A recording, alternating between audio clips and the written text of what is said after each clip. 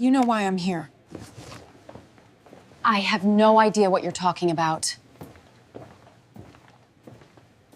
What do you mean he needs the surgery? You need to decide now. There is no time to waste.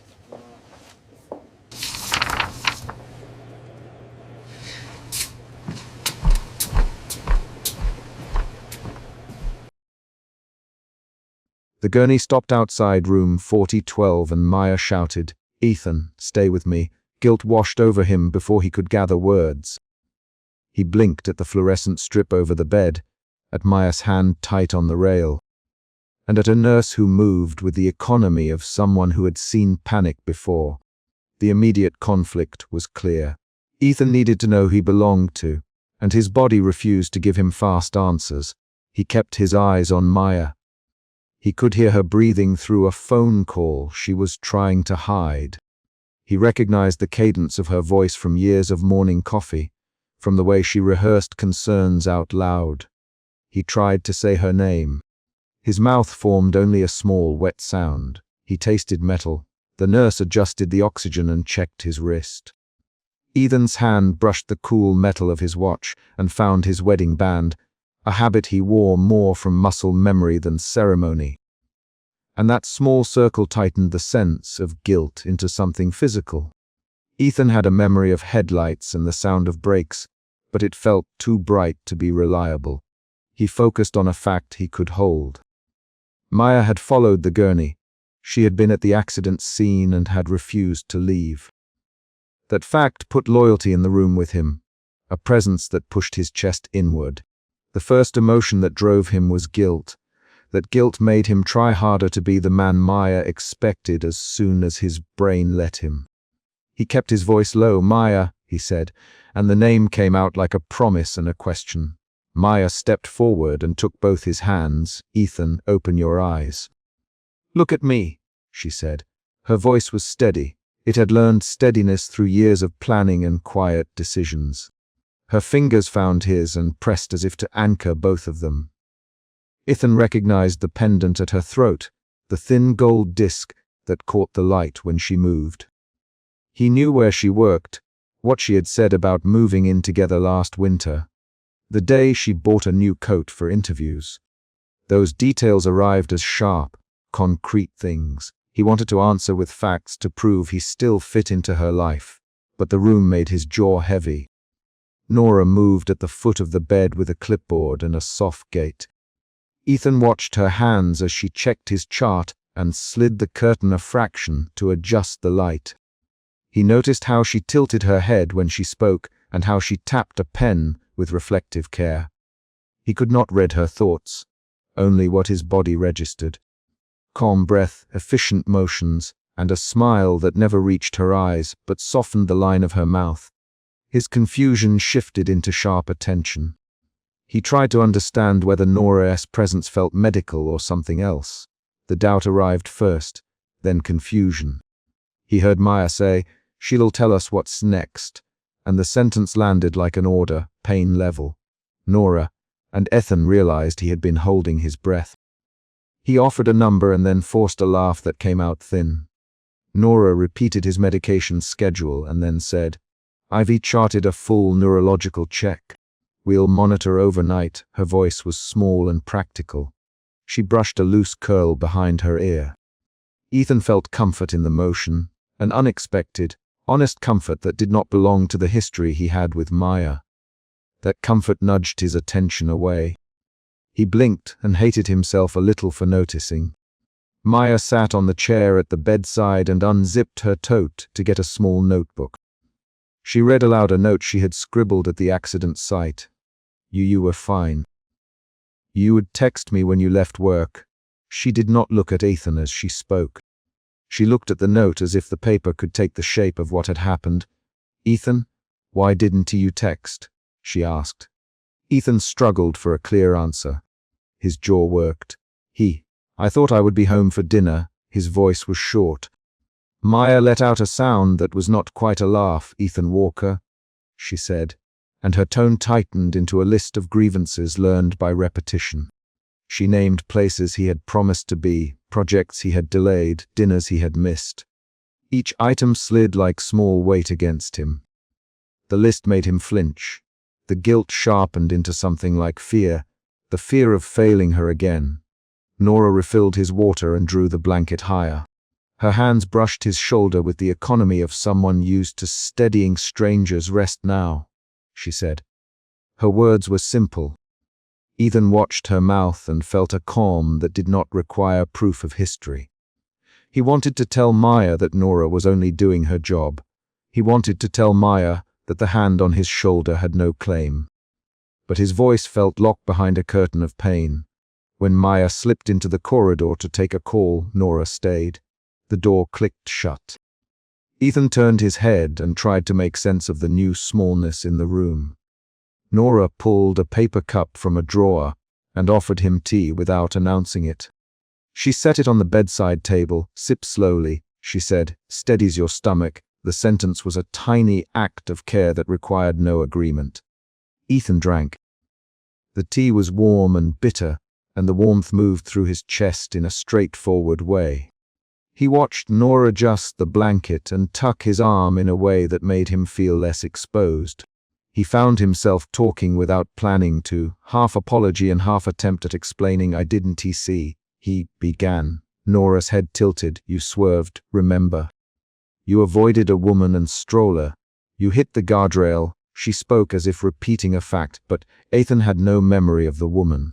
He closed his eyes and tried.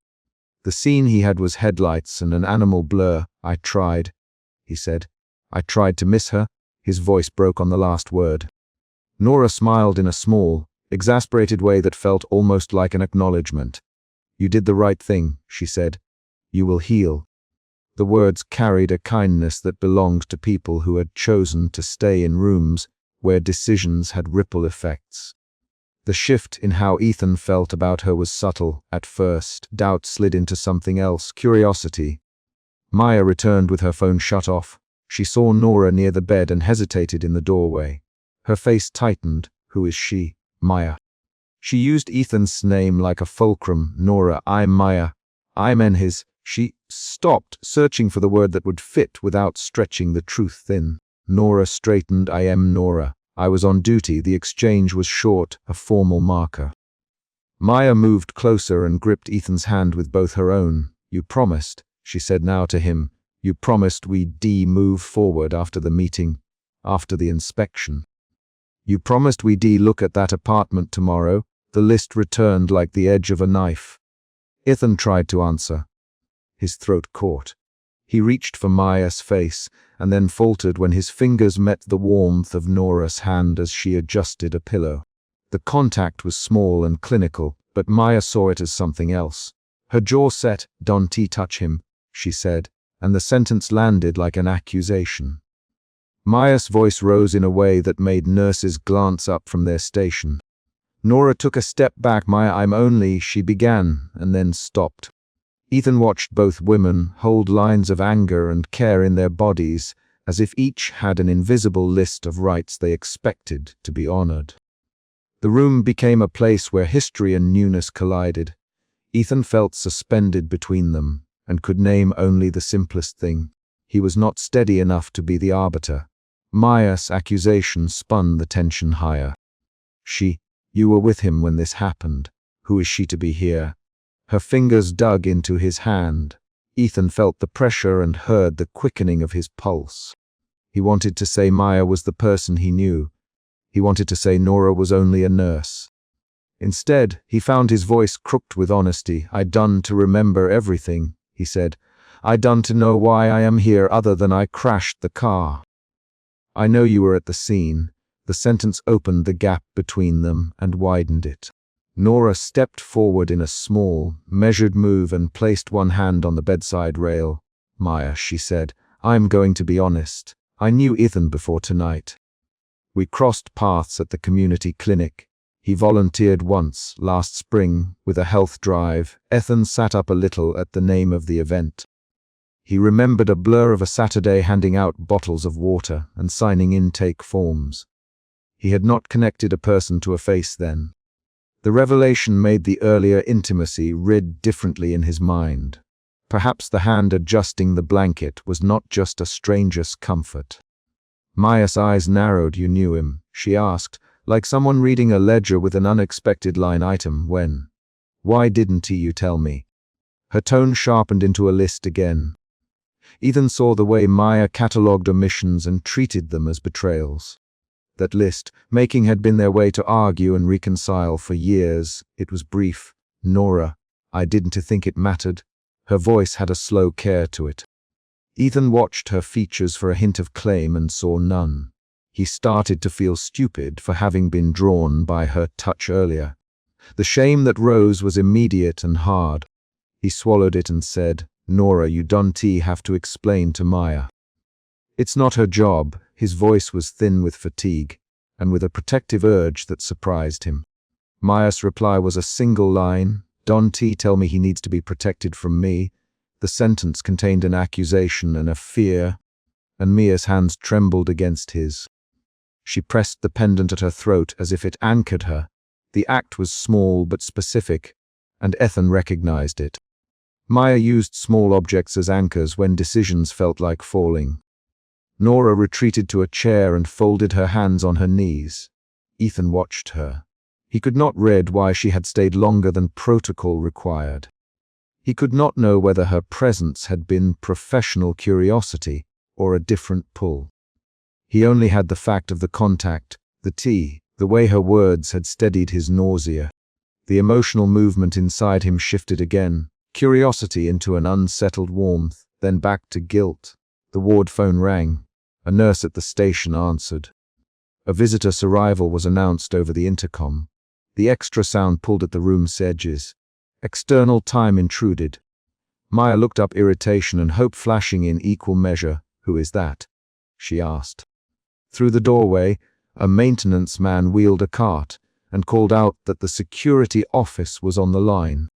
The small event reset the room's rhythm and forced a choice. Continue circling each other's accusations or step into a decision. Maya chose movement. She stood and went to the doorway.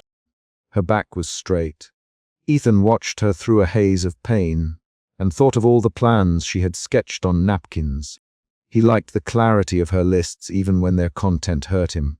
He also felt something else, a pull toward Nora's quiet competence. He hated himself when he noticed it. He tried to speak, to call her back. "Maya," he started. Maya paused with her hand on the door frame. She did not turn. "I will wait here," she said. "But I need you to tell me the truth when you're ready." The line was firm. Ethan watched her leave and the corridor swallow her figure. The door closed softly behind her. The sound was definite. For a heartbeat, the room was reduced to 3. Ethan in his bed, Nora in the chair, the hum of machines. Nora moved to the nurse's station and pulled her locket from beneath her scrubbed top, something Ethan had not seen in the soft light earlier. She held the silver chain between thumb and forefinger and read the tiny engraving. Ethan could not see the letters, but he noticed the motion and the pause, a private moment of examination. He understood then that she carried memory in small objects too. He felt less alone in the odd way memories took shape as physical things. A rapid exchange came when a doctor stepped in for the round. He checked charts and asked short questions to both Maya, who had returned, and to Ethan. The doctor mentioned possible minor fractures and the plan to keep him overnight for observation. He set the next decision point. Consult with orthopedics in the morning. The new directive moved the timeline forward, narrowing the immediacy of the confrontation. It forced choices into scheduled increments. Ethan liked the plainness of that. Maya confronted him again before the doctor left. "Ethan, I was here before you woke. I found you. I told them who you were. I stayed because I thought you might need me." Her list was a ledger of presents. Ethan reached for her hand. "I know," he said. "I am sorry. I don't remember stopping the car." I thought. He could not finish. The fear in his chest rewired into a small clarity. He needed to be honest, and honesty would hurt them both. Maya's reply was a whisper. "I need to know what kind of man I am choosing to stay with, Ethan. I need to know if you'll choose me after this." The words were not dramatic, they were precise and practical, the exact type Maya used to make decisions. Ethan looked at his hands, he dropped his gaze to the ring. He rolled it once, a small action that felt like testing metal. The ring warmed under his thumb. He chose who he wanted to be with that night through small movements, rather than declarations. Nora watched them and said nothing for a long time. Then she leaned in and said to Ethan in a low voice, "Make a choice that you can live with." The sentence contained no counsel for Maya. It was addressed to him. Her eyes were steady. He felt the responsibility land like a weight and like a tool. Heavy but useful. Maya stood, gathered her coat, and moved to the door. She hesitated with one hand on the knob and looked back over her shoulder. "If you need me, call," she said. "If you done tea." "I will wait until morning at the coffee shop." The sentence specified a place and an action. It was a concrete condition that required Ethan to act. Ethan watched her go. He watched the corridor swallow her again. When the door clicked, he let out a breath he had not known he was holding. He turned to Nora and asked, "Why did you stay?" Nora did not answer immediately. She reached inside her scrub pocket and produced a small photograph folded and soft at the creases. She set it on the bedside table, face up. Ethan leaned forward. It was a picture of him from a community health day. He was handing a bottle of water to an elderly woman. Nora's handwriting on the back read, "You helped. You it mattered," and then the image rearranged the meaning of the earlier gestures. Ethan felt surprised. The twist tightened his chest differently. The nurse presence was not incidental. It was a continuity he had not noticed. Ethan lifted his eyes to Nora. She met him openly. "You were kind that day," she said. "Kindness lingers in small ways." "I stayed because I did not want to see someone who had been kind be left to wonder." Her words were plain. They reframed the earlier moment when Maya had accused her. Ethan felt an emotion shift again, from guilt to a clearer responsibility. He realized he would have to choose between comfort and history, between a steady ledger and a new, quiet honesty.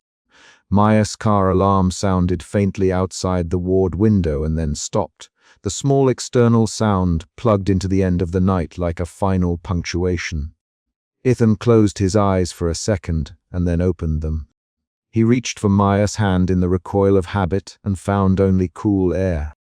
He rolled the ring once more and then slid his fingers under the blanket to touch the locket Nora had removed earlier and placed on the table.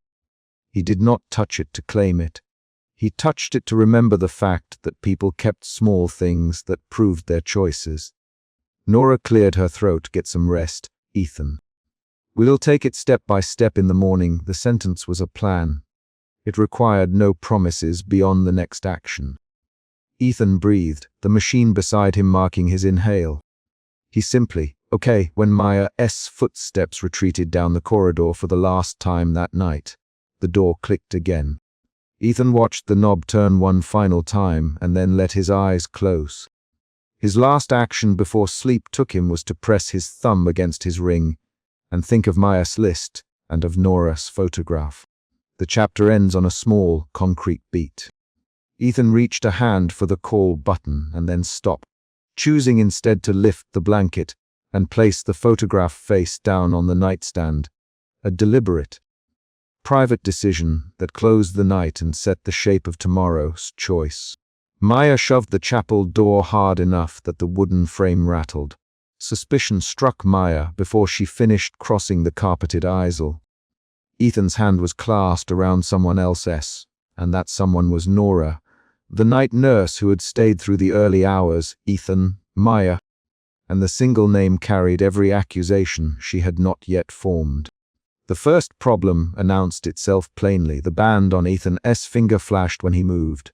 Room 412 still smelled like antiseptic and coffee. The gurney that had arrived there the night before had left a memory in Maya's chest she could not smooth out. Maya's feet found the wheelchair as if they moved on their own.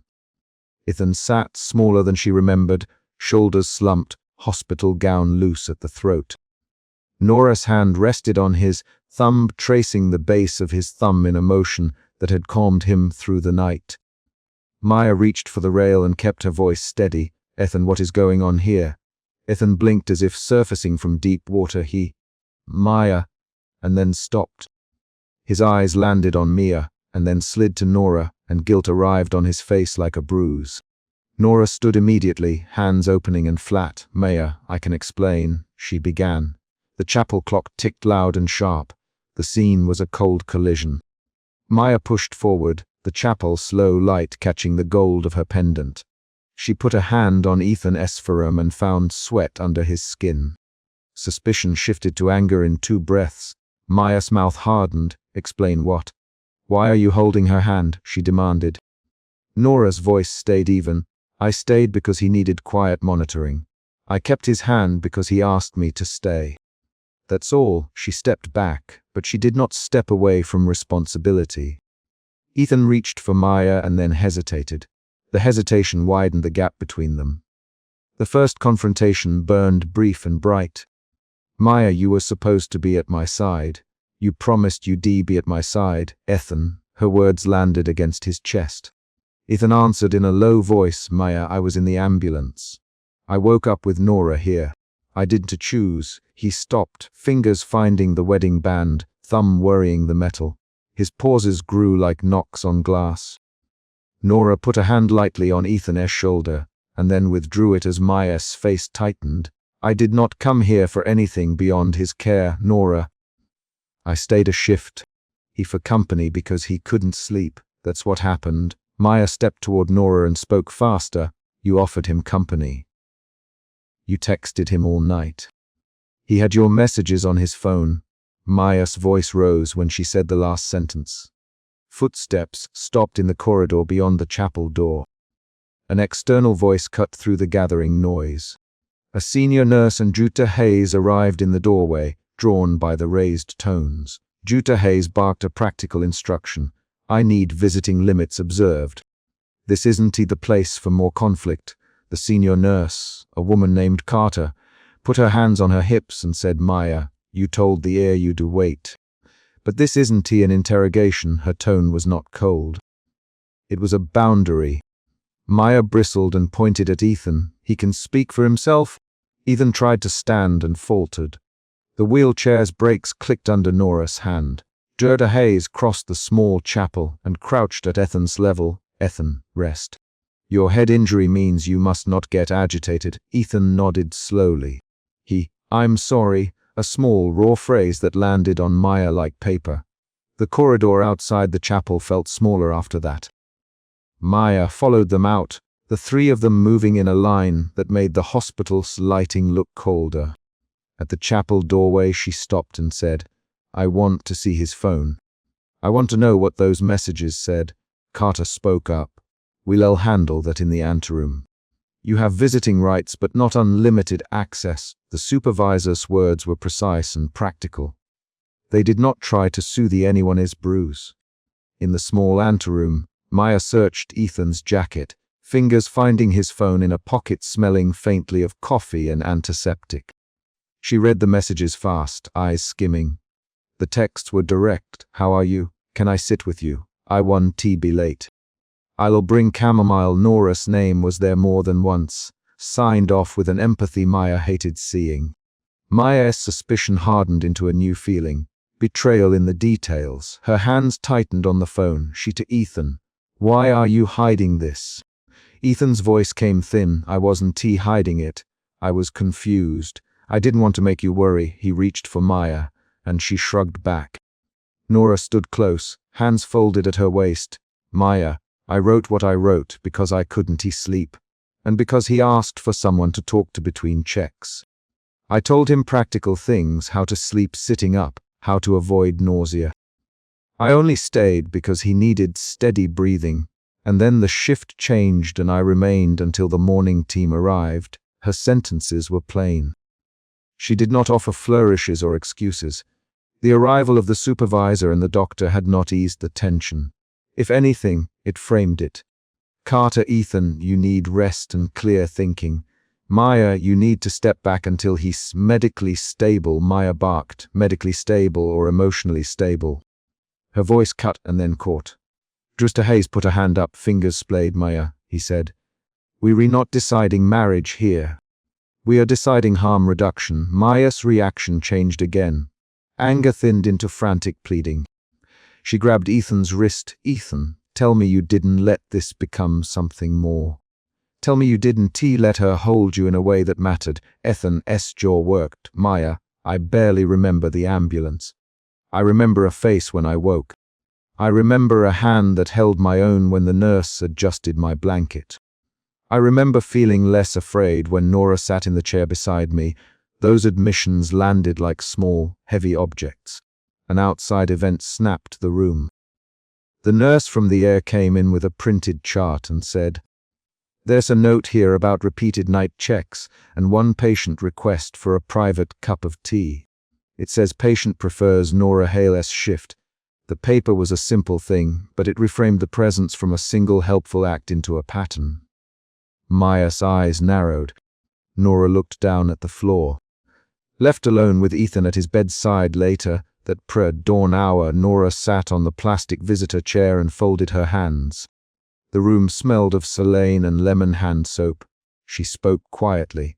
Ethan, you keep looking for the man you were before the crash. You are trying to be the steady partner you have always been. And I kept watch because it helped you find a place to land when everything in your head hurt. Ethan's fingers found hers and then let them go. His voice was small. Nora, why did you stay? Nora closed her eyes for a second. Because you asked me to. Because you rested when someone sat with you. I didn't expect this. She opened her hands, palms up, a small gesture of honesty. In that bedside moment, guilt shifted in Ethan from abstract to acute. He remembered Maya on the gurney in the shouting his name as the medics rolled him away. He saw Maya's face again when he had strained to speak in Chapter 1. He felt the ring on his finger and the way Maya had promised before the crash to stay.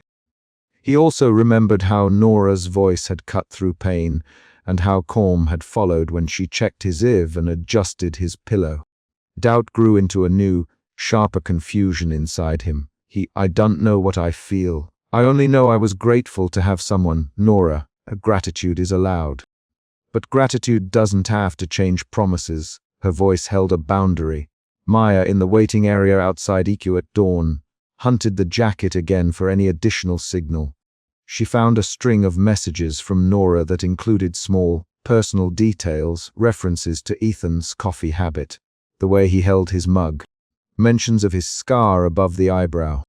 The tone of the messages moved beyond instructions into attentive familiarity. Maya read one line aloud, voice small. I stayed because you asked me to stay. You slept. I made tea. That line was not dramatic on its face, but Maya heard in it a soft doorway she had not known existed. She returned to the corridor with the phone clenched. The tension re-intensified as she found Nora at the nurse's station. Maya stood in the fluorescent light and asked, "Were you trying to take him from me?" The question was blunt. Nora inhaled and answered with clarity, "I cared for a patient. I cared for a man in front of me. I did not set out to take anyone from anyone else." Mia stepped closer. "You texted him at 2 a.m. Can T sleep? Want to talk?" she said. Nora's hand went to the worn leather tag on her stethoscope. She said, "I texted him because his vitals spiked and he felt scared. I texted to offer a short presence between checks. That is what I do." Their voices sharpened with real accusation and real defense. A rapid back and forth followed. Maya, so you didn't know the line you crossed? Nora, I did not cross a line on purpose. Maya, then why your message is personal? Nora, because I notice human details when someone is alone at night. Maya, you notice details that belong to us. Nora, you used us like a shield. Maya, you are allowed to be angry. Ethan, who had been trying to move, said, "Stop. Both of you stop." He sounded stranded between them. The exchange contained 5 quick lines and then a 6th when Drewster Hayes hollered from the nurse's station. "This corridor is a workplace. Enough, the doctor's interruption made the argument feel both public and absurd. In the heated corridor, something unexpected happened. A receptionist leaned out and said, "Nurse Hale, there is a message on your phone from your mother. If you were eating." She left a note about the plant at her apartment. The mention of Nora's life outside of the hospital reframed her. Maya's suspicion flickered. She had not considered Nora as a person who left a laundry list of minor domestic concerns. That detail was small, but it shifted the scene. It did not absolve anyone, but it complicated the easy narrative of seduction. A mini cliffhanger arrived when Maya demanded to see Ethan's messages in front of Nora, and Dreta Hayes refused to allow it without Ethan's consent. The refusal put a legal and ethical boundary between accusation and proof. Maya's hands trembled. Then tell me, Ethan, tell me what you felt when she sat with you." Ethan touched the wedding band and said, "I felt safe. I felt less dizzy. I felt like I could breathe for 10 minutes. That admission landed the room into new territory. It was truthful and small and destabilizing. Ethan retreated to the doorway of room 412. He moved like someone relearning a step. In the itsy anteroom light, he looked at his hands and felt the weight of decision press against his ribs. He quietly, "Maya, I am sorry. I don't want to hurt you. I don't want to hurt Nora. I don't know how to be the person I promised to be while my head is like this." Maya's reply was a clipped sound. "So choose, Ethan. Choose now." The demand was blunt. It was a forced pivot that would shape the next hours. Ethan reached up to feel the faint scar above his eyebrow, the place where a jagged windshield had nicked him. The physical reminder of the accident, and of the promise he had made at his worst. He pushed his thumb against the ring. Someone in the corridor laughed too loudly. A crash of a tray from the cafeteria echoed down the stairwell. Those ordinary noises felt enormous. He grabbed the ring and rubbed it with his thumb until the metal warmed under his skin. Guilt crept into his breathing and became visible in the way he avoided looking at Maya directly. Maya walked to the nurse's station and said, "I can sit in the waiting room while this happens. I need air." She left in a rush, hands squeezing the strap of her structured tote. The door to the hospital lobby closed behind her with a sound like finality. Outside, the early morning Seattle air hit her face, and she leaned against the car, breathing fast. That external action separated the confrontation into two halves and left Ethan inside with his choice unresolved. Nora returned to the nurse's station after Maya left. She smoothed her scrubs and set the simple stethoscope with the worn leather tag on the counter. The senior nurse, Carter, pulled Nora aside and said, "You should set boundaries. You did what you thought was best, but you must keep your role clear." Patients misread kindness sometimes. Nora nodded. She did not argue about the practical point. "I will be careful. I will be clear. But I will not pretend I did nothing to help him when he asked." Carter's voice was not moralizing. It was direct and pragmatic. Ethan shuffled to the window later that morning with the hospital skyline spread low and gray beyond the glass, punctuated by the roofs of emergency vents and the distant outline of the Space Needle. He stood alone and turned his wedding band. The ring had become a physical question. He thought of Maya's hands on his arm in the chapel and Nora's hands in the dim shift. His chest tightened in a way that had a sound, an intake, a held breath. He heard a nurse's soft voice from the station. "He looks like a man who needs the truth to move forward." The statement was not addressed to him, but it reached him. He made a small decision then. He placed the wedding band on the windowsill and watched its gold edge catch light. He felt a small release and a small panic at the same time. The choice sat there like metal, possible to pick up or leave. He did not yet pick it up. He folded his hands over his knees and waited for the next person to speak. The chapter ends with Maya's car door slamming in the distance and Ethan at the window, the band resting on the sill. As footsteps approach the nurse's station and the next demand for clarity begins.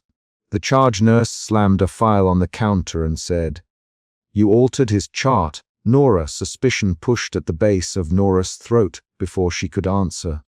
She set her tea down with both hands and kept her voice steady. The nurse's finger tapped the page hard enough to lift a paper cut, and fluorescent light bounced off the badge clipped to the nurse's collar. You stayed late. Your entries don't match timestamps. Explain it. Nora's chest tightened with a familiar rise of suspicion, the same itch she felt when she first read the hospital log and saw the off shift time next to her name. That suspicion would force her to speak, and to move before the charge nurse filled the silence with accusations. Nora drew in breath and let it out measured. She smelled coffee and antiseptic, and the cloth of her scrub top folded at the shoulder. Her hands were steady when she lifted the file and flipped to the page the supervisor had flagged. She touched the pen marks and saw her looping handwriting. She felt the weight of the night. She had kept watch, the cups of tea she brought, the blanket she tucked around Ethan's shoulders when he woke confused. She did not say, "I stayed because I liked him." I stayed because he was alone and in pain. The words were small, precise. They landed into the air between them. The charge nurse, Denise Hall, did not soften. Nora, we have after hours logs, security swipes, messages. Your keycard shows you logged in 2 hours after your shift. Who authorized you? Nora's mouth went dry. She could feel the beginnings of a second emotion. Defensiveness sliding into guilt. She stared at the printout. Denise held up names, times, a line where Nora's badge had been used. Nora's fingers tightened on the file until the paper creased. Nora spoke her own name like an anchor. I stayed with Ethan. She stopped. She did not want to say the rest. Saying it would make the night into something that could be judged. Instead, she set the file down and looked at Denise's face for a fraction of a second longer than necessary. Denise's jaw worked. That looks like a violation. Denise, we can ignore after hours visits from off-shift staff. Nora felt her mouth make the shape of an apology before the thought reached her brain. She kept swallowing. Outside the nurse station, the corridor light hummed. The night smelled like wet pavement through the slightly ajar door that led to the hospital's back entrance. In the last 2 days, Nora had learned how a small, concrete action could change everything. Filling a cup of tea, tucking a blanket, standing in a doorway while someone slept. Those exact actions now counted as evidence against her. She pressed her fingers to the bridge of her nose and thought of room 412. How the gurney had stopped outside room 412 and Maya had shouted Ethan's name as if she could hold him on that bed. Nora had seen Maya then, breathless, hand white on the rail. That image did not answer Denise's paper. The door banged. Maya pushed into the nurse station with a damp coat and a face flushed from running. She did not pause to breathe. Show me the proof, Maya. Without preface, show me the messages. Show me the logs. Maya's arrival added another beat of urgency. Nora registered the small sound Maya's heels made on linoleum and the way Maya's fingers curled around the strap of her tote. Suspicion shifted. Now Nora felt accused both professionally and personally. She watched Maya's mouth set hard and then heard her speak Ethan's name twice as if it were an order. Denise spread the pages openly between them. These are after hours messages from his phone to staff numbers. We have entries showing a nurse leaving and returning. Maya snatched up the printout and scanned it. Where is that nurse? Maya? Where's Nora? The question carried the weight of betrayal. Nora felt her heartbeat quicken under her scrub top. Her reflex was to step forward and explain, to lay out the sequence of minutes and breaths. Instead, Esther, the charge nurse, shook her head, answer the question. Nora, did you alter records? The word, alter, landed like a blunt instrument. Nora's mouth formed an answer and then changed it. She thought of the night in pieces. The crash in the rain, the gurney, the fluorescent strip over the bed. She thought of Ethan's hand closed on the rail and Maya's shout that had echoed down the corridor. Those were facts she could give. I didn't alter anything. Her voice kept level. She added, I logged my time. I wrote notes for his vitals. I stayed with him because he needed someone to recheck his breathing at 3 a.m. Maya's face crumpled for a fraction of a second, then hardened. You stayed because you wanted to. Maya, you stayed because you liked him. You should have told us. Maya's words were quick. They were a blade. Nora reacted with a small gesture. She folded her hands, then opened them, then reached for her stethoscope that hung from her neck. Maya, you don't know what happened at 3 a.m. Nora. Her cadence slowed. She felt a new emotional shift, from guilt and defensiveness into a careful, quiet resolve. She would not let the night be decided by the sound of Maya's hurt alone. I told the night desk I would stay on call. I put it in the log. You spoke to Ethan when he woke. Do you remember what he said? Maya's eyes flicked to Nora, and then to the file on the counter. Ethan appeared in the corridor doorway as if pulled by the sound of raised voices. His hair was still damp at the temples. He wore a thin hospital robe and a blanket dropped at his knees. He looked as if he had been pulled from sleep and told to stand. Nora felt a fresh burning in the chest, another emotion, protectiveness. She moved toward Ethan on instinct and found herself between Maya and Denise, palms out in a non-threatening line. Ethan, Nora, using his name to steady him as much as to call him forward. He blinked and then took a small step closer. Ethan's hands trembled slightly when he pushed the blanket tighter around his shoulders. Stop. All of you stop. His voice was rough. He looked at Maya and then at Nora. Maya, what are you doing here? He asked. Maya's lip quivered and she swallowed. I am here because I followed a message. Maya, a message from his number to a staff phone. She held out a printout. These are the times. Who did he see? The corridor became a small triangle of people and printed paper. Nora felt the shape of the moment change when Ethan took a hand off the rail and stepped forward. He did not speak to defend Nora or to accuse Maya. He placed his hand on her shoulder, Nora's shoulder, and let his thumb press into a scrub top. The contact was a small, private thing, and yet it altered the argument's rhythm. Nora's breath faltered. She sensed an internal shift in Maya. Accusation turning to a fragile attempt at control. Nora's own mood shifted again. Protectiveness into a sharp H of shame. She recognized the old pattern in herself, staying because someone needed a hand, but now that act was labeled as something else. Denise unfolded an email printout and read aloud message at 2:46 a.m. He woke up disoriented. Need one, on 1 until morning. From number ending in 2234 to staff line, we have camera entries at the service door at 2:52 304. Your badge at 3:05 Nora.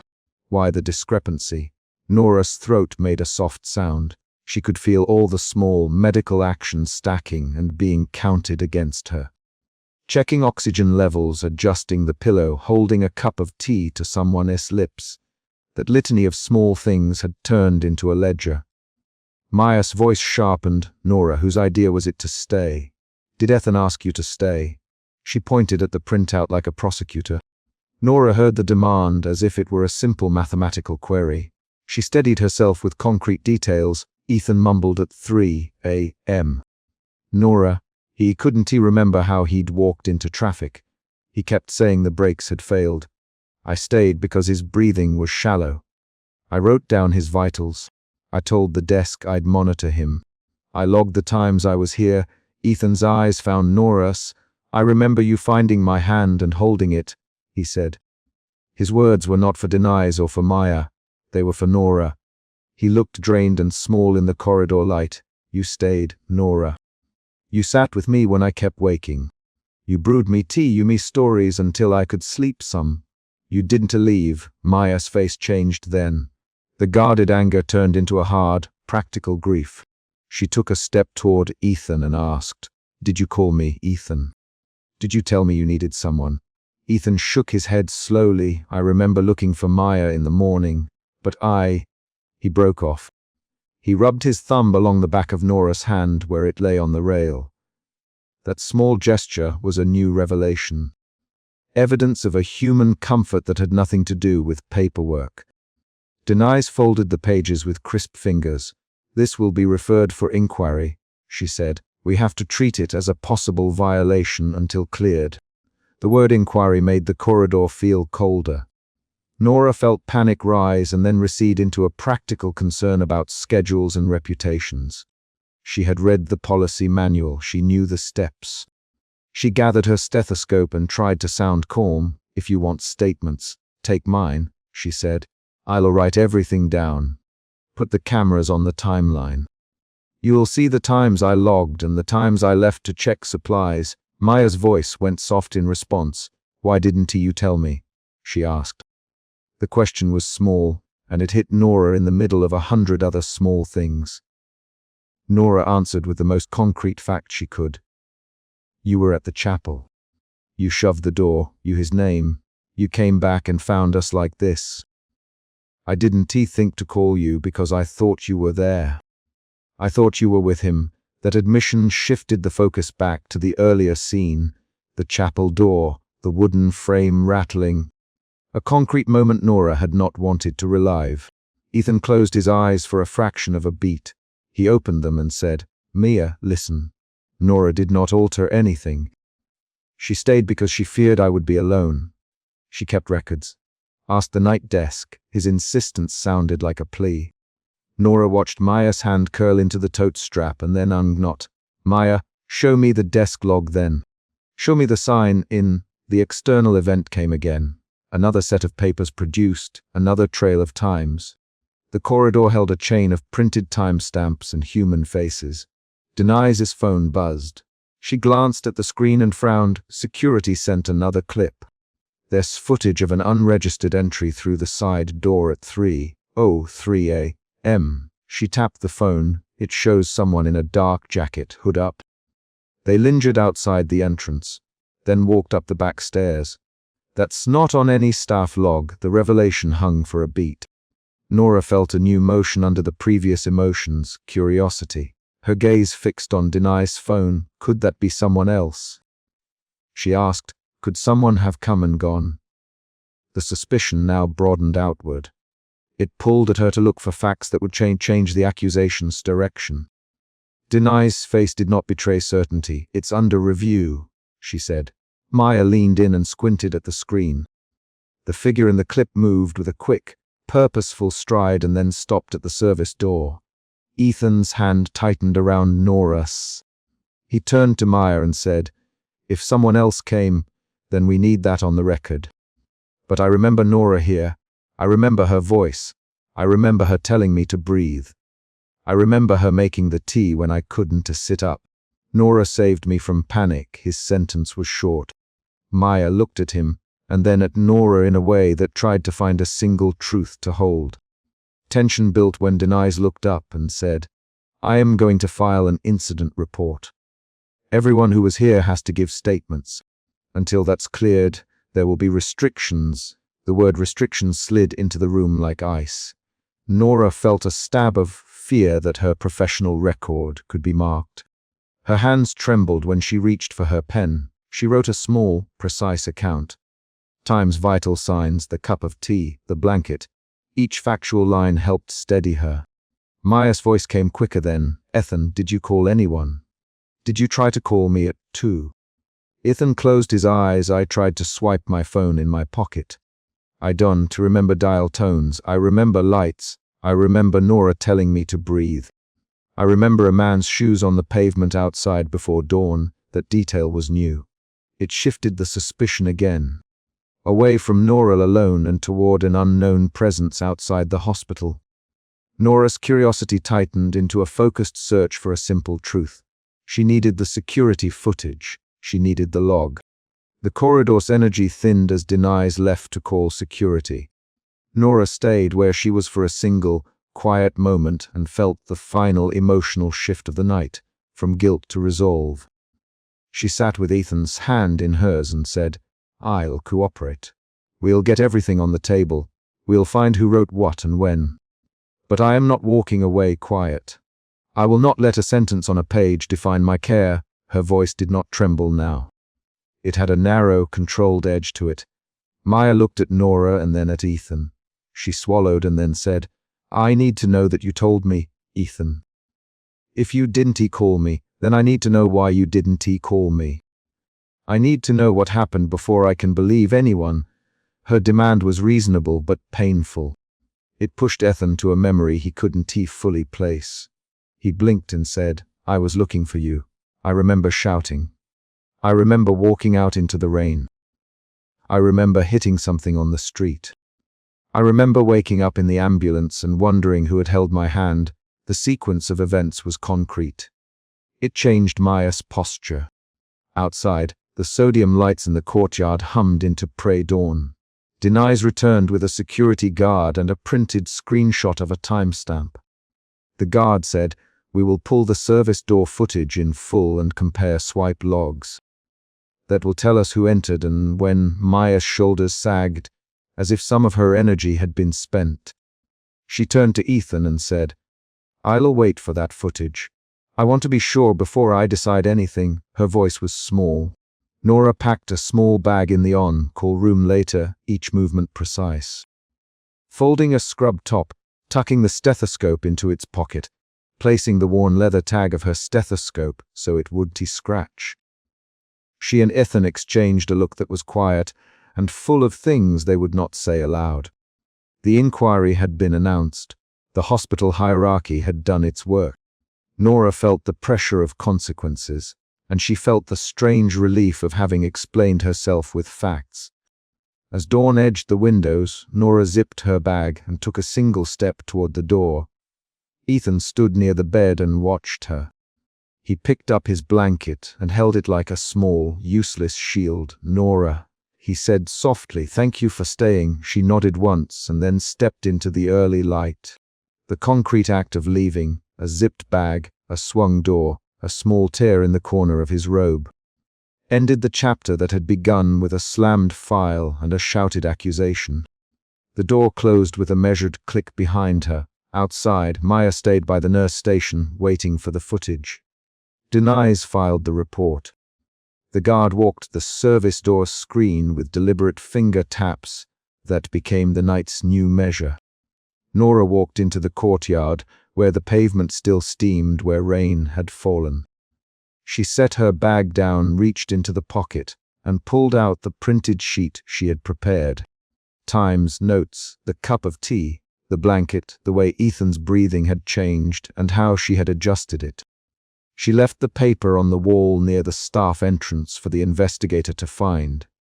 Then she walked away, the door cracked behind her, and the hospital lights behind that. The chapter closed on a concrete beat. Denise leaving for the security office with a new file. Ethan sitting back down and folding his hands. Maya tracing her finger along the timestamp printout. Nora stepping into the damp morning with a small bag and a decision not yet resolved but no longer unspoken. The inquiry would follow, and with it, official steps and interviews. But for that breath between night and morning, Nora moved by facts, not rumor. She had been accused. She had answered with records, and with the simple acts she had done at 3 a.m. The final image was a door closing and a bag on Nora's shoulder, both literal actions that carried the night's outcome forward. Maya shoved 3 stamped complaint forms onto the hospital administrator's desk and said, I want an immediate review. Suspicion tightened her voice as she pushed the door closed and watched the administrator's eyebrows lift. She named dates and times, the night of the collision, 2 a.m., room 412, and did not wait for the polite preface. The office smelled of printer toner and lemon cleaner. Maya kept her hands on the paper and did not let herself look away. In the first minutes she moved like someone operating on urgent logic rather than emotion. She spoke about the gurney stopping outside room 4012 and how she had shouted, Ethan, stay with me, while watching the paramedics. She used those exact concrete moments, the metal of the gurney rail, his breath that was not steady, the way a nurse had steadied the sheet. To build the case in front of a woman in a grey blazer who slid a pen across the desk, you called for a review because you believe records were altered, the administrator said. Her voice was precise. She for names. Maya them. Maya left the office with a stamped copy and a determination that kept her jaw set. The first emotional shift came like a tightening of her hands into fists. Suspicion had become a driven demand. She walked back into the corridor and saw a charge nurse glance up and lower her voice when she passed. Maya did not slow down. She moved toward Ethan's room because she needed him to know her action before the hospital could frame it as a personal vendetta. The fluorescent light hummed over room 412. Maya's heels clicked on linoleum. Each step measured how much she thought she could still control. Ethan lay propped on pillows, hair mussed, eyes hazel and unfocused. Nora stood at the foot of the bed with her stethoscope looped and a cup of gone, warm tea. Nora looked at Maya with an even face. She tilted her head the way she always did when listening. For a beat, the three of them existed in that narrow rectangle of hospital light, Maya, Ethan before she could speak. His voice was slow. He blinked twice as if assembling thoughts. I filed a complaint. Maya answered. She put the stamped copy on the bedside table where a medical chart lay. I have reason to believe records were changed. Who alters a chart? Nora met Maya's eyes. I acted to keep him here longer, she said, hands flat on the blanket as if steadying herself against the word. I changed a note to reflect he needed observation. I didn't want him discharged while his vitals were still unstable. That admission moved the room. The second emotional shift arrived in Ethan as confusion folded into a guilty gratitude. His hands found Maya's fingers on the blanket before he thought. He squeezed Nora. Maya's mouth went thin. You should never alter a chart, she said. The sentence was a rule recited. It was also an accusation. She turned the complaint toward Nora as if the paper itself could prove the difference between procedure and mercy. For the next hour, the hospital atmosphere compressed into a sequence of small, urgent actions. Maya set her bag on the chair and refused coffee offered by a nurse. Nora walked the corridor to speak with a supervisor. She kept her voice low and precise while explaining her intent. The charge nurse's face hardened when she learned of the complaint. You altered his chart, Nora, the charge nurse said later near the nurse station. And the room took the shape of an interrogation. Her hands were on a file that clicked when she set it down. Everyone in the station kept working and listening at once. Nora did not try to avoid the confrontation. She swallowed and answered with a clear sentence. I changed the discharge note so the doctor would observe him another night. Her eyes flicked to Ethan's name on the paper, then to the other nurses clustered at the station. There was talk of procedure. The High Representative stepped in and called for a formal review in the nearby meeting room. Nurses whispered. One of them, Jenna, said, We need records, timestamps, monitor logs. Jenna's voice was brisk. She had worked midnight shifts and knew how rules kept a hospital stable. The review convened with a short, efficient rhythm. The charge nurse taped a printout to the whiteboard. The administrator sat at the head of the table. Her read aloud the official timeline, intake, observations, orders. Maya listened without interrupting, her suspicion now braided with a new strand, fear that what had kept Ethan safer might cost someone her job. Nora listened too. She did not flinch when her listed the discrepancy. Her jaw moved once against her will. I moved a timestamp, yes, she said. Her voice did not scramble. It stayed soft, deliberate. I did it because his breathing dropped, and there was a delay before the attending returned. I thought observation would save him a premature discharge. Maya's fingers curled under her coat.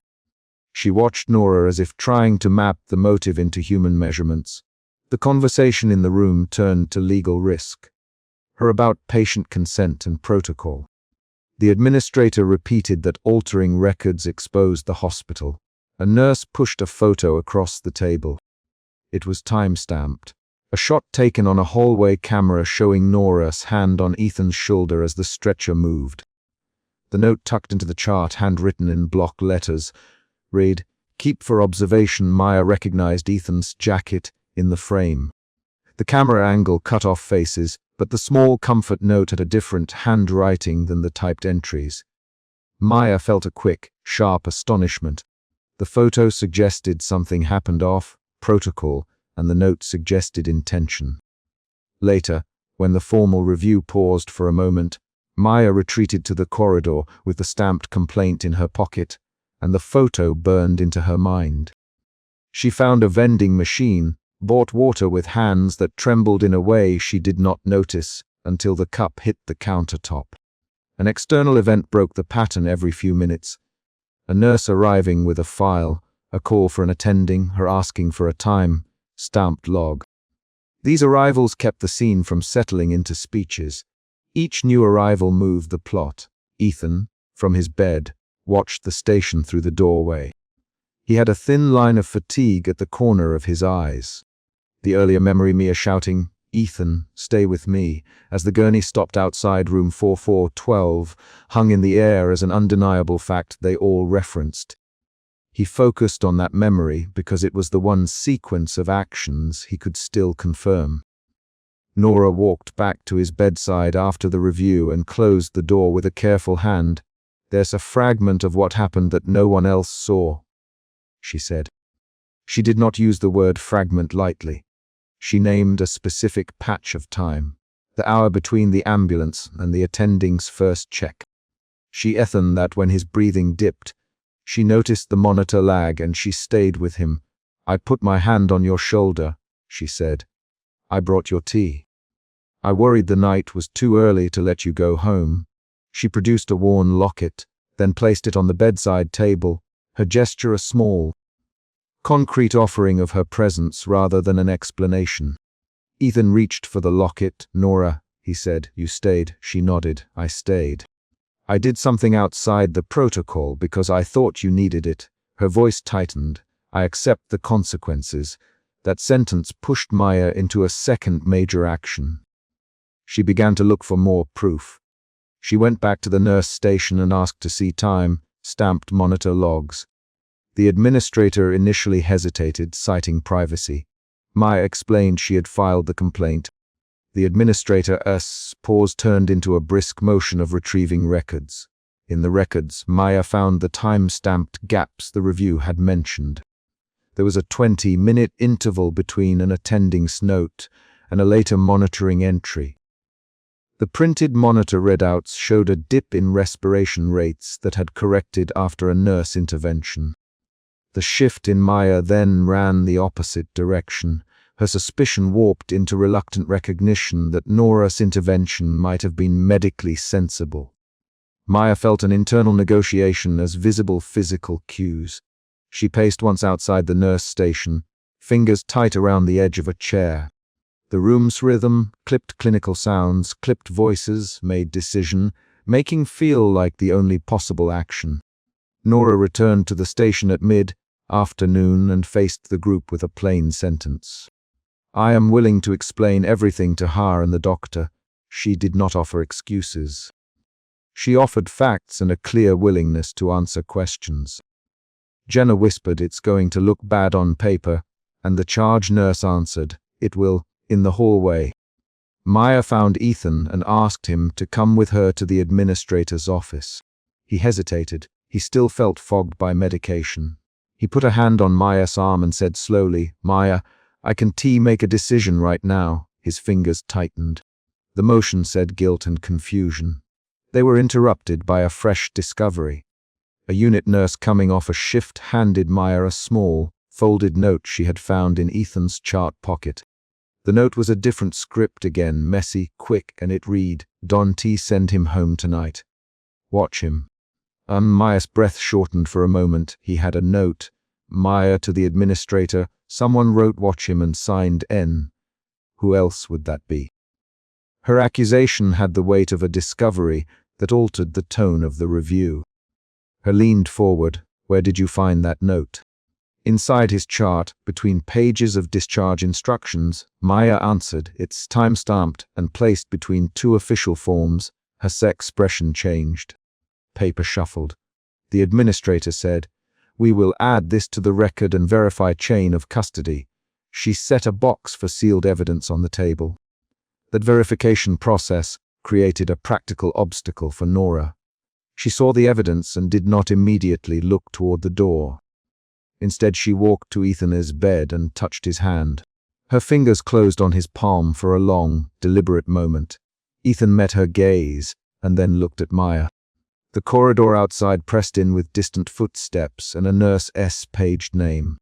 For the first time, there was a verbal confrontation. Ethan, Maya, did you ask Nora to do this? Ethan blinked and answered plainly, no. I didn't ask anyone to alter anything. I didn't know she changed the note. Nora interrupted with quick back and forth lines. I didn't ask him. I made a decision. I felt responsible. You put his health before paperwork. Ethan, when Maya turned to him, you were there when I couldn't breathe right. Maya's voice tightened. You put your job before his family's right to know what happened. Nora's reply was short and steady. I chose him. The conversation escalated. They traded 3 rapid exchanges that had the pace of an argument in the hall. You put your hands on protocol, Maya. You waited at the chapel door. Nora answered, direct. I waited for him to come back. Mia shot. I kept him here, Nora. The exchange left a charged silence. For several heartbeats, there was only the distant clack of a keyboard. The climax arrived not in a scream but in a corridor confrontation when Ethan left his bed and stepped between them. He put his palms up slowly. Stop, he said. Stop, both of you. Ethan's voice had a different strength now. The tension in the corridor collected into his decision. Nora, he said. You did something that put your job at risk, and you did it for me. Maya, you were here first. You have a right to be angry. I am torn. Nora's face changed. Gratitude and shame braided across it. She spoke in short sentences. I did not think of consequences at that moment. I thought of his breathing. I thought of staying. I accept what comes, Maya answered with a single, measured line, then let her handle whether that what comes should be a suspension or worse. I want accountability. The corridor's phones rang. Security arrived because the administrator had called them to keep the situation contained. 2 officers stood at the end of the hallway with their hands folded in front of them. They listened and then asked for names and Ed. Her declared a temporary administrative leave for Nora pending investigation. The charge nurse read the protocol aloud. Temporary leave while we verify records, she said. No patient contact until cleared. The office clerk produced the leave paperwork. Nora folded her hands over the stethoscope that had a worn leather tag and did not make a show of protest. She signed the temporary leave form with a steady hand and placed the pen back. I will comply, she said. Ethan watched Nora with a small, knotted look in his throat. He walked toward her and rested a hand at the base of her skull in a gesture that was both grateful and confused. Nora, he said, thank you for staying. The emotional shift for Maya was sharp and immediate. Suspicion and anger gave way to a tired, brittle resolve. She had pushed for an audit because she wanted transparency. Now the audit created a punishable space for Nora. Maya did not celebrate the result. She folded the stamped complaint in her pocket and felt the rightness of having acted, even as consequences unfolded. After the formalities, her escorted Nora to an office to collect her belongings. Nurses watched through windows. Nora handed over the stethoscope with its leather tag and took the silver locket off the chain to place it in a small box. She did not look toward Maya when she left. She looked at Ethan and mouthed something like, "Be careful." Ethan stayed in his room afterward and called for the visiting nurse to close the door. The lights were dimmer, dusk pressing in. Alone with him, Nora spoke in quieter sentences that did not try to defend the indefensible. "I did what felt right at the moment," she said. "I brought the tea. I adjusted your pillow. I stayed when monitors lagged." Ethan turned his head and watched her. He did not answer immediately. He pressed his thumb to the edge of the silver wedding band he still wore and then pulled his hand away. "You stayed, Nora. You were honest afterward. That matters." Nora's eyes made a small, plain motion. "I know it won't fix the paperwork. I know I may lose this job. I wanted you to be safe." They sat with that plainness between them. Ethan's breathing slowed as if he were measuring which impulse to follow. Old loyalty or new gratitude. The room's small sounds, the respirator's beep, Nora's soft chair creak, kept the scene tethered to concrete detail. Outside, Maya walked to the hospital entrance while rain began to smear the city windows. She folded the stamped complaint and the photocopy of the hallway image into the inside pocket of her coat. She paused beneath the awning and tested the wet air. The third emotional shift moved through her then, anger settling into a strategic coldness.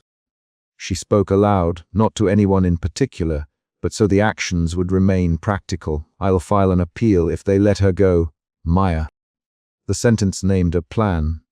It was how she would channel the remainder of her energy. A nurse approached and handed her a small paper cup. "You should get warm." The nurse said, "It's raining out there." Mia accepted the cup and nodded. She watched the rain begin to collect in the gutters. Then a sudden sound broke the pause. A knock from inside the hospital security office. The receptionist opened the window and called a name Maya did not catch. The sound suggested more procedure was coming. It was a compact, specific event that left the chapter with a tangible next step. Maya folded her complaint one last time. She stepped into the rain with her coat collar up, and the city lights reflecting off the wet pavement. She kept the stamped paper folded in her hand like a promise to the facts she had put forward. The night closed around her with the practical noise of tires and distant hospital announcements, and she walked away with the slow, determined pace of someone who knows how to make a case and how to live with its outcomes. The corridor clock ticked past 9 as the security officer sealed the temporary leave paperwork. Inside room 412, Ethan watched the doorway until it grew dark, then closed his eyes and pressed his palm to the note Nora had left on his tray.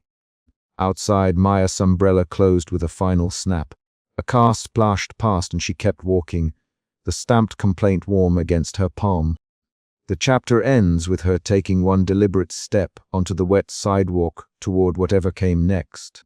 The fluorescent panel above bed 412 stuttered and went dark. Ethan sat up and one hand found Nora's sleeve. Guilt tightened his jaw before he could name it, because he had promised Maya a life and the promises still rested under his skin like a ring. "Nora," he said, voice thin, and his fingers curled against the soft fabric of her scrub top. The power blinked back, theta red emergency lights painting the mattress a flat color, and the door swung open with Maya's shoulders behind it. Maya's voice hit the room hard. "Ethan, what is going on?"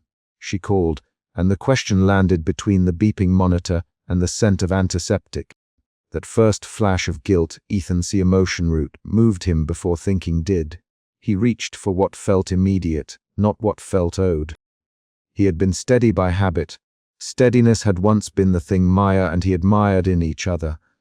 Now steadiness felt like an old map he could no longer read. Nora's hand tightened where he had held her sleeve for a second, and then let go, the gesture small but deliberate. "Mia," Ethan slow, "sit down." Maya took 3 steps forward, one hand pinching the strap of her tote. She did not look like a woman who waited politely. She looked like someone who had shoved open doors before. Outside the room, a nurse cart knocked against a vinyl tile, and the sound made all 3 of them blink. The air in room 412 held a different weight now, accusation, emergency, and a raw, immediate choice. Ethan remembered the chapel, how Maya had shoved the door hard enough to rattle the frame. He saw her hands then. Hands that had folded vows into a life. That memory rose as something concrete he could touch, and it pulled at him. Nora moved first. "Maya, I'm not trying to take anything from you," she said, and she reached for a paper towel at the sink nearby with her other hand. An ordinary motion framed by extraordinary accusation. Maya answered with a sound that was almost laugh and almost sob. "Nora, you were here the night he woke up. You held his hand. You stayed. What else did you do?" The charge nurse stood in the doorway, clipboard in hand, eyes sharp. The administrator followed with a neat folder and a face practiced for firm words. Ethan felt his pulse like a small animal trapped under ribs. He had not wanted an audience. Not a public tally of what had happened in the middle of the night, When Nora had stayed on and refused to leave at shift end, Ethan, tell them, Maya. Tell them you remember her. He blinked. He could smell chamomile when Nora moved, and coffee when he thought of mornings with Maya. His throat moved around words. I remember being scared. I remember someone steadying me. He stopped because naming it made the choice more real. Outside, the corridor hummed with distant voices. The administrator folded into the room with a clipped motion. We need to review records now, she said, and the sentence turned private hurt into institutional process. They moved into the hallway. Nora stepped back with her hands up a fraction, and the charge nurse shepherded her into the small administrative office down the corridor. In the corridor, Maya's voice narrowed. Did you alter his chart? She demanded, and the accusation cut. Nora kept her posture calm. I made a decision to stabilize him. I changed a protocol only because he was losing oxygen and the monitor wouldn't respond fast enough. She met Maya's eyes quickly, then looked away to the administrator. I logged it as an exception and documented why. The charge nurse set a tablet on the administration desk and tapped the screen. The administrator asked for dates and times, and the room filled with the sound of typing and the small scrape of a pen. Maya paced in a short arc, hands clasped and unclasped. You changed his chart. She said again, you put yourself where you did not belong. Ethan followed them into the corridor, because he could not let his voice be excluded from the calculus. He felt guilty for the way his fingers had reached for Nora in the dark. He felt guilty because what he had done in fear might now look like betrayal. The administrator asked Nora to wait in the office while she replayed the nurse's tablet footage. The air in the small room smelled of lemon cleaner and printed forms. Nora sat and folded her hands around a paper cup. She kept her voice level. I did what I needed to do to keep him alive, she said. Ethan watched the administrator hit play. The tablet screen showed the corridor outside room 412 at 2 a.m. A grainy clip with fluorescent light and the hospital's night rhythm. On the screen, a different angle showed Ethan's chest sinking shallow, and then Nora leaning over, hands moving with fast, practiced motions. A nurse's voice off-screen called for the crash cart, and then stopped when the fan of actions stalled into a moment of success. Maya's jaw worked. She had put 3 stamped complaint forms on an administrator's desk before. She had demanded review, and she had not been afraid to make an official noise. This time the forms sat in the administrator's inbox again in her mind. Her anger was precise and legal and raw. In the consultation room adjacent to IQ, Ethan sat with Nora opposite, and Maya standing in the doorway like a presence that would not be ignored. Ethan, Maya, quiet now. You reached for her. You moved your hand. He looked at Maya, then at Nora. I reached because I couldn't breathe. He said, I reached because she kept putting the oxygen mask on even when they said stop. I don't know how to explain it beyond that. Nora's eyes softened when she looked at Ethan. She tucked a loose tendril behind her ear, and the simple gesture flattened some of the accusations because it held care, not calculation. Maya listened. Her mouth pressed into a thin line. So you let her teach you how to breathe again? She asked, and the sentence landed like a measurement of loss. Ethan's hands found the edge of the consultation chair, and he pressed his knuckles until they paled. Maya, I didn't plan this. I didn't plan any of it. Nora spoke then low. I didn't change the chart to hide anything. I made an exception to use a protocol because the monitor failed and he needed manual support. I documented every step. The administrator replayed the tablet clip one more time, this time zooming in on the monitor readouts and the notations on Nora's tablet. A timestamp showed a 2 a.m. decision and a subsequent log entry marked as clinical judgment. The room rearranged itself around a new detail. Nora's deviation from protocol had been the reason Ethan lived. The accusation tilted. The administrator's face shifted from accusation to professional calculation. Maya's shoulders drooped a fraction, then rose. She crossed her arms. So you broke rules to keep him alive. How am I supposed to feel about that? she asked. Ethan inhaled and let out a breath that sounded like a small apology. He had felt suspicion in the chapel before. Now he felt another current of emotion move through him, confusion, because he had to reconcile duty with gratitude. Emotion shift 1. Guilt moved into confusion as Ethan listened to the replay and watched the facts rearrange the story he feared. Nora did not argue loudly. She laid out facts in short sentences. He was hypoxic. The monitor didn't pick up the pattern. I altered the oxygen delivery and manually supported him until the team could stabilize him. I logged it immediately. The charge nurse cleared her throat.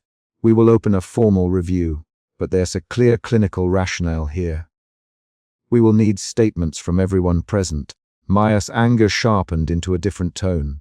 Determination. She had never been someone to let a process pass without bringing papers and names. I want names, dates, notes. I want copies of the logs. I want hearings if necessary. Her voice was flat, and in that flatness Ethan recognized the girl who had once typed their wedding vows into a laptop in double time. Outside the office, a security camera blinked and the corridor remained busy with small hospital motions. A nurse with a coffee, a porter wheeling linens, a doctor with an iPad. Then came an unexpected reveal. The administrator clicked on another file, and a short camera clip on the nurse's tablet popped up. A bedside clip showing Nora bending to adjust Ethan's pillow and then, in a close-up, tapping his hand twice in a slow rhythm, as if counting his breaths. The clip showed Nora altering a protocol checkbox with a hesitant thumb and then adding a note. Stabilized by manual management, deviation justified. The timestamp matched Ethan's earliest conscious moment. Maya's breath hitched. That small, domestic motion, the tapping of a hand, suddenly looked like a deliberate act of attention and an emotional anchor. Ethan felt the confusion slide toward clarity, emotion shift too. Confusion moved into a kind of reluctant clarity when the evidence framed Nora's actions as life, saving rather than intimate manipulation. He remembered the night more clearly in concrete details now. Nora bringing a thermos of tea when he couldn't sleep, the metal of her stethoscope cool against his collarbone, the soft cloth she used to wipe sweat from his brow. Those were not poetic impressions. They were small gestures that added up to care. Maya watched each image and each movement with a hardness that was almost businesslike. She had already drafted complaints before. Now she revised them in her head into something that would be heard by a board. Ethan stepped forward. Maya, I need to say something. His voice broke and then found steadier ground. She met him with a stare. Say it. When I woke, I could tell morning from night. Nora kept speaking to me in a way that made me breathe through my chest. She touched my hand in a way that told me to trust air again. I never meant for it to become this between us. He looked at Nora quickly. I don't want to hurt you, Maya. Maya's face went still. Did you tell her you were engaged? Did you say you were staying? She asked. Ethan closed his eyes for a beat. He opened them and met both women. I told the truth as much as I could. I said I was with you and that I had to think. I didn't know how to act when everything felt fragile. Nora's voice was a soft instrument. Ethan, I started as the nurse who had to keep you breathing. I stayed because I believed the right clinical steps mattered and because you were awake and scared. I did not plan any of this. Maya stepped closer, bringing the past action into the present. You stayed with him at the chapel, Ethan. You and Nora had your hands together and I walked in. Her words referenced that moment with exactness and not with metaphor. She had felt a betrayal. She had slammed a door and seen their hands. Ethan felt the old steadiness fray into small, honest movements. He realized he had to make a decision, not because the hospital asked him to, not because the administrator would file the forms, but because two people stood waiting for his physical choice. They returned to room 412. The doorway caught all three of them in its frame. Ethan in the center, Maya to his right with her tote pressed to her hip, Nora to his left with a stethoscope looped over her shoulder. The bedside monitor ticked with a steady beep. Through the doorway, the hospital's afternoon light fell flat and warm. Each woman had made moves that had consequences. Maya had initiated formal review in an administrator's office before. Nora had altered protocol once to keep a patient alive. Their choices had brought them here. Ethan gripped the bed rail with both hands. He weighed two facts that resisted synthesis. A ring on his finger that had been a promise, and the memory of Nora's hand steady on his chest when the monitor failed. Maya's voice softened and sharpened at once. "Ethan, I have been here. I stayed. I sent complaint forms before because I want to preserve what we built. I loved you before the accident and I stayed at the hospital through nights. I am not asking for pity. I'm asking for a choice," she the last word like it was a demand and a plea. Nora did not step forward. She held herself like someone who had been trained to measure breath and pulse before making any other motion. "Ethan, whatever you decide, I will accept it. I will take responsibility for my actions in the review. I cannot speak for your feelings." A junior doctor opened the door and cleared his throat. He was an incidental presence, but his arrival mattered. The hospital's machinery was watching. Ethan looked at his left hand. The silver wedding band felt heavier than it had in months. He rolled it between thumb and forefinger, the metal dull against his skin. He thought of mornings with Maya. Coffee grounds on the counter, the thin gold pendant she never took off, the way she folded his shirts and ironed them on Sunday nights. He thought of her steady sentences when life was practical and necessary. He thought of nights with Nora in the fluorescent quiet. The way she tilted her head when listening, the small dimples when she smiled in the night, the stethoscope's leather tag that bumped his wrist when she adjusted his sheets. He could feel the emotion beneath language now. Guilt had moved to confusion and then to clarity. He had to act with facts and gestures. Ethan stood up slowly and took one measured step toward Nora and one toward Maya. He could have remained silent and let the review decide the rest. But silence would be a choice as loud as any other. He extended his hand first to Maya and then, with a motion that surprised everyone including himself, hesitated and shifted his fingers to rest on Nora's hand beside the bed. The room tilted into an immediate hush. Maya's breath left her. She looked down at his hand on Nora's and then at Nora's face. A sharp, quick sound escaped her, half laugh, half sob, and then she turned away. "Maya," Ethan, voice low, "you kept promises when I was steady. I'm sorry I put you through this. I cannot undo what you built with me. I can only be honest now." Maya did not answer. She crossed the room in 2 long strides and pulled on her coat. She did not slam the door. She did not strike a theatrical exit. She walked out with the quiet certainty of someone who had done the math and found the result painful. In the corridor she stopped at the automatic doors, fingers on the handle. She turned once, looked at the doorway and at the 3 people inside through the glass, and then walked out into the city without making another sound. Inside room 412, Nora's hand remained under Ethan's. Her palm was warm and there was a faint scent of chamomile and linen. Ethan felt the immediate fallout in the administrative hum. The charge nurse exhaled, and the administrator started arranging formal paperwork. They would follow hospital protocol now. The review would go forward. Statements would be collected. The board would convene. Nora stood slowly. "I will take the review and accept whatever comes," she said. "But for right now, you are awake and you need rest." He nodded. His throat felt raw. "Thank you," he said to her in the small language of gratitude that was not a promise of more. They walked to the rooftop for a few minutes before dusk. The elevator ride was quiet except for the small mechanical chatter. Ethan leaned on the metal rail at the rooftop opening and watched the harbor water slow into evening. Nora stood slightly behind him, hands in the pockets of her cardigan. Her voice was steady but not clinical. "I will document everything exactly as it happened. I will explain my judgment. I will not hide anything." Ethan looked at her and then at the skyline. "I don't want to hurt you, Nora. I don't want to sound ungrateful. But I also can't pretend I know the shape of this yet. I'm going to need time. She nodded. Take the time you need. I will accept what you decide. They walked a short distance toward the seawall where the city settled into dusk. Seattle's skyline carved a familiar silhouette, and the air had the salt flatness of the bay. Maya watched from a distance across the street, umbrella closed at her side though it was dry. She had paced past the hospital doors, and then stopped by the streetlight. She had placed her complaint forms in a file. She had put boundaries around her life in decisive steps. When Ethan and Nora reached the waterfront, Nora slipped her hand into Ethan's. The gesture was unornamented and immediate.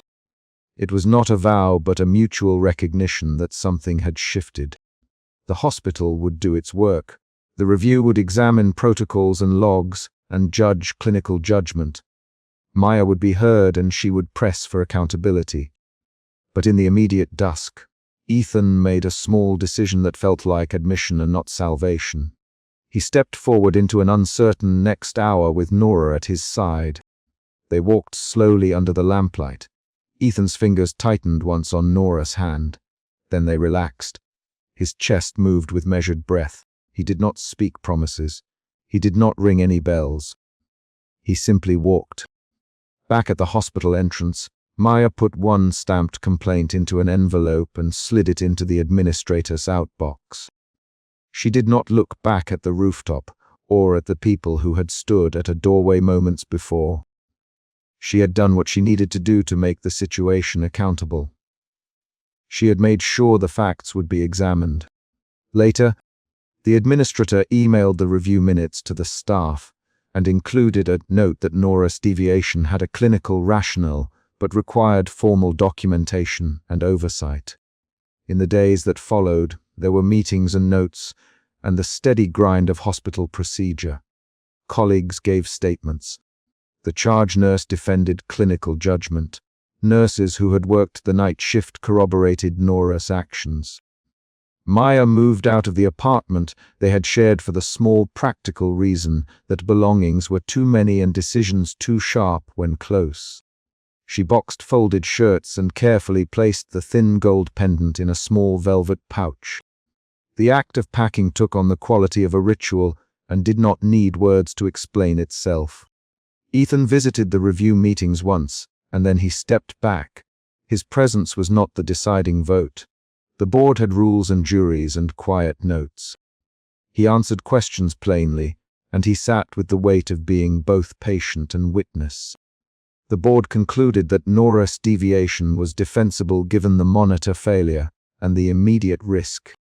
They issued a corrective plan for clearer protocols and mandated training to avoid similar judgment calls turning ambiguous. Nora accepted the result without public theater. She attended the training and then returned to night shifts. The leather tag on her stethoscope bore a new tiny scratch from the weeks of work, and she let it sit there like evidence that a life had been carried through. Maya took a job across town managing a small design studio. She bought herself a winter coat in oxblood and a new tote. She learned to make coffee the way she liked it, and she began the slow, measured work of taking care of herself in ways that were not about anyone else. Ethan wrote 2 notes more than once, and then folded them into a drawer he did not open. One had never been sent. The other was a short letter to Maya, honest and careful, that he left on her doorstep the afternoon she moved out. Weeks later, on a rain, soft evening, Ethan and Nora stood again on the hospital rooftop to watch a ferry cross the bay. He did not ask her to be anything more than what she was at that moment. A person who had kept him breathing, and who had agreed to be responsible for what followed. Nora looked at him, and then at the distant lights. "There will be people who judge this hard," she said. He swallowed. "I know, but you saved me. I can pretend that doesn't matter." She gave a small smile that showed the dimples. "Then remember that how we speak about what happened matters as much as what happened." He nodded. They stayed on the rooftop until the city light cooled, and then they went down. Neither of them promised forever. They promised to be honest when honesty was hard. Inside room 412, a small vase of hospital flowers wilted and was replaced twice. The bed had new sheets. The monitor's beep returned to ordinary rhythm. At dusk one week after the final hearing, Maya watched the ferry cross and felt a private closure emerge not from thunderous confrontation but from action. She had asked for review, she had left, and she had built a small new life. Ethan closed the hospital door behind him and felt steadiness return in a new shape. Not ritual or habit, but a careful attention to how he breathed and how he spoke. He had honored commitments by telling truth when truth hurt. Nora returned to her night rounds and kept a clean, factual ledger of every decision. She met Ethan in corridors with a nod and sometimes a pause to ask how he slept. Their contact was measured and honest. The immediate fallout had settled into consequence. The formal review concluded, the training enacted, Maya's file closed in one sense, and the three of them carried different traces of the same event. On a late afternoon, Ethan left the ring he had worn in a small envelope at the hospital's lost and found with a short note. He could not say everything out loud yet, but he needed to create space for whatever came next. Maya found the note later and took the ring from its envelope, feeling the weight of an object that had been both promise and anchor. She placed it in a drawer with other things she had once used to mark identity, and then she turned the key on a quiet box that held vows unplayed. Nora watched the city from a bus window and thought about the narrow decisions clinicians make in the night, how small gestures can shift outcomes, and how accountability and care must always be in conversation. The final scene closed on a concrete action. Ethan walked to the waterline at dusk with Nora at his side and left the hospital's automatic doors behind him. He did not speak his future. He reached out and took her hand once, then let it rest there as they walked forward. That step, the choice to go with the person who had kept his breath steady, was the chapter's ending gesture, a clear, physical answer to the doorway decision that had started the day. Outside, the city moved on. Inside the hospital, forms were filed and training was scheduled. 3 lives had been altered by a night of clinical urgency and by the human choices that followed. The last line is not a promise, it is simply a recorded action. Ethan held Nora's hand, and Maya placed the complaint forms into a folder and walked away.